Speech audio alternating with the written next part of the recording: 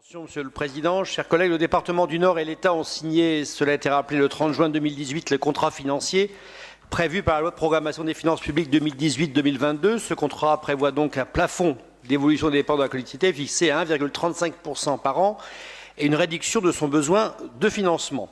Notre groupe, comme l'Assemblée des départements de France, est opposé à cette démarche de contractualisation puisqu'il s'agit, selon nous, d'un recul considérable pour la décentralisation et la libre administration des collectivités territoriales. Toutes les grandes associations d'élus, d'ailleurs, en son temps, ont dénoncé à l'unisson cette volonté de recentralisation du pays. Il convient de le rappeler, y compris l'Assemblée des maires de France. Depuis, le gouvernement est clairement entré dans une logique d'encadrement des collectivités locales, communes, régions, interco et départements.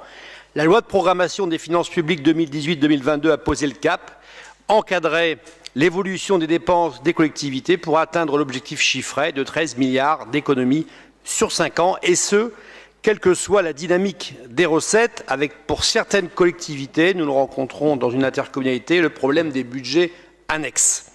La contractualisation financière est donc le nouvel outil pour canaliser les exécutifs locaux. Cette procédure, disons-le, technocratique mise en place sans énormément de concertation va à l'encontre de ce que devrait être, il nous semble, le dialogue entre l'État et les départements.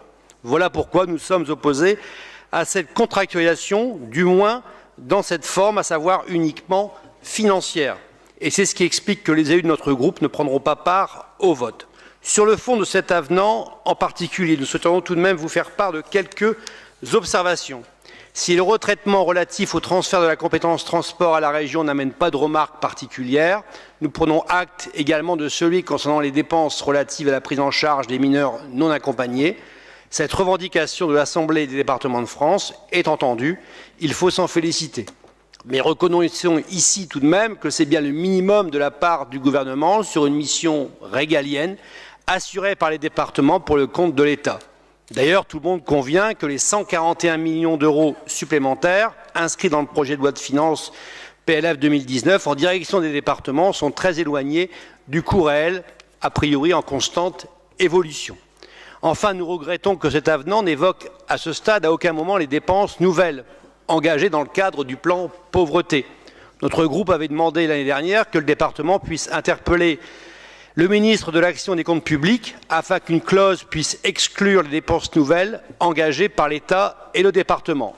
J'ai cru lire dans la décision modificative que c'était le cas pour la part État, même si celle-ci n'est pas à ce stade indiquée. Qu'en est-il pour la part du département ? Dans le cadre du grand débat national, la ministre Madame Gourault avait pris en effet l'engagement que les fonds débloqués par l'État dans le cadre du plan pauvreté seraient sortis de la contractualisation avec les départements. Dans les faits, nous constatons à ce stade que ce n'est pas effectif. Pouvez-vous, Monsieur le Président, nous éclairer sur le devenir de cette revendication légitime de la part des départements de France ? Je vous remercie.